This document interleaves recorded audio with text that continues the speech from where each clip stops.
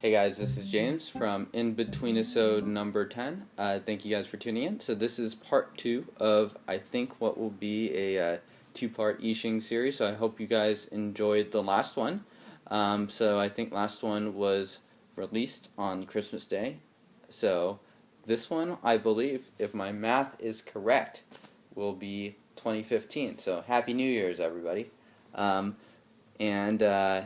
So today I'm going to be talking a little bit more about Yixing concepts, including mainly maintenance and a little bit on pairing.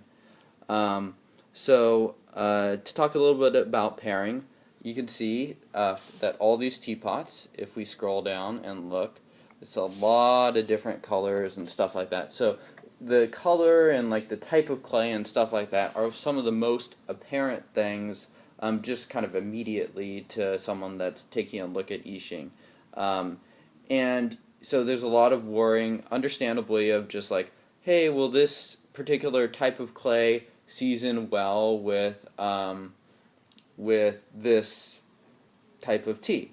But for the most part, I don't think those things are really worth worrying about in a lot of ways. In a lot of ways, from the research that I've done, while those things are one factor in many, there's a lot of more important things to worry about. So if you're like really deep into tea, sure, worry about those things. But I think for anybody just starting out and stuff like that, stressing out about like, oh, is this particular clay much better than this clay because they're so close or different apart? And I think for the most part, I would just say that's not the most important things. You should be focusing on other things like the size, how the shape, and those sorts of things. The one area that I have really noticed a difference with Yixing is in the heat retention. And so Yixing, compared to a Gaiwan, retains heat much better. So there's a couple teas, specifically aged teas.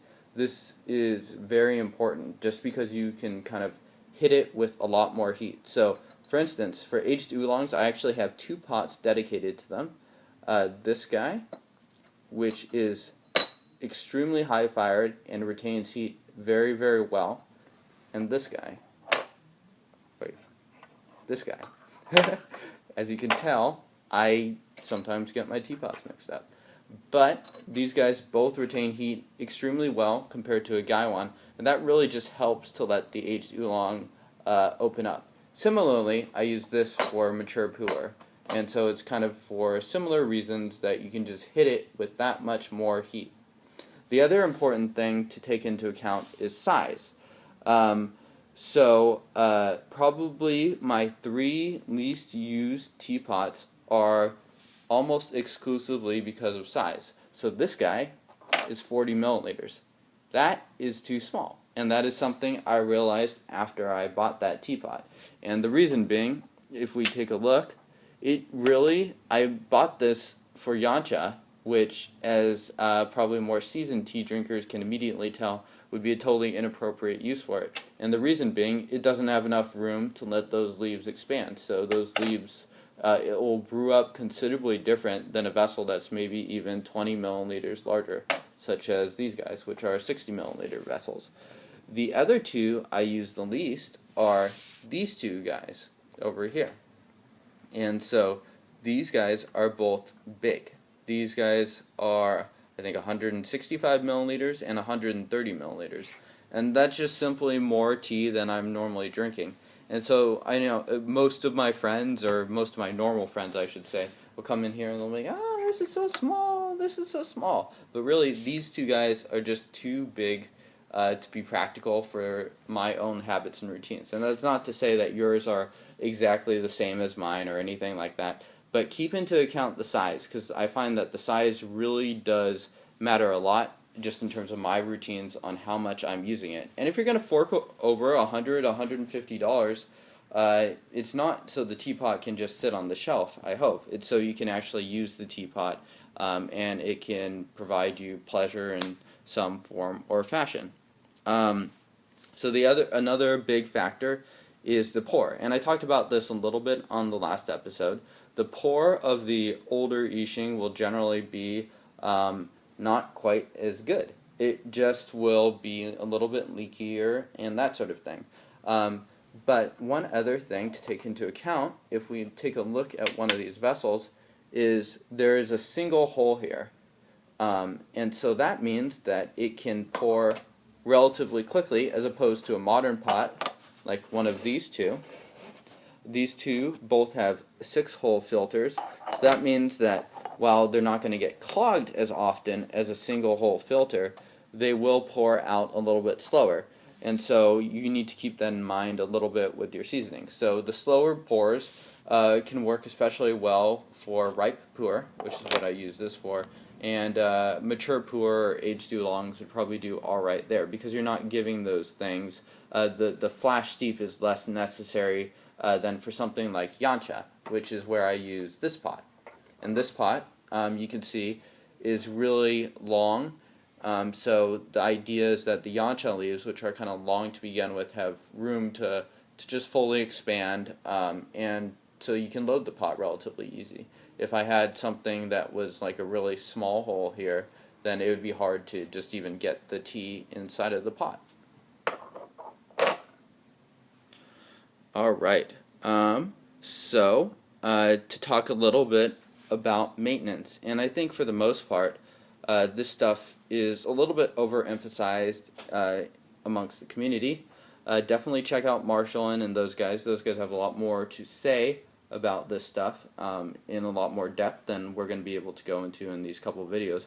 But for the most part, when you get a pot, put it in some hot water, boil the hot water. You don't even necessarily need to boil the pot, but put it in hot water, cover it up, so expose it to that hot water for a while, and that will just help to clear out those chemicals. Do it a couple times if you're that worried about it.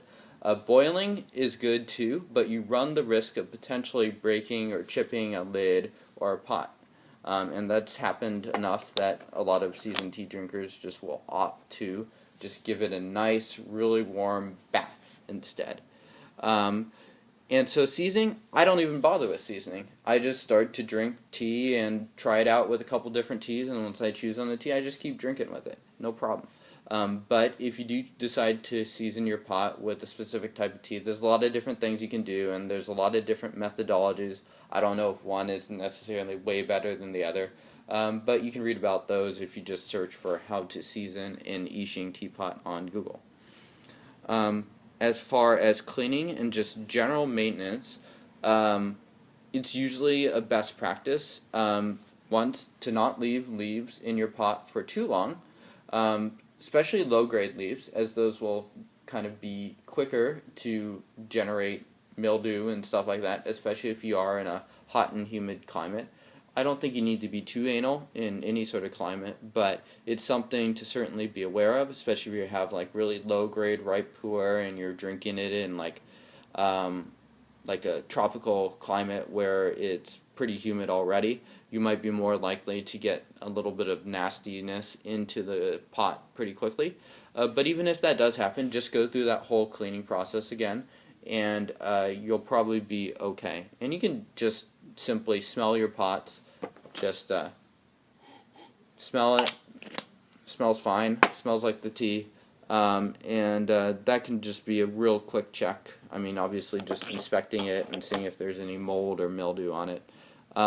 The other thing that I would recommend is once you have cleared the pot of the leaves, just doing a quick rinse, just as you would to preheat a vessel with boiling water. And that will just allow the teapot to cool off, to dry out much, much quicker.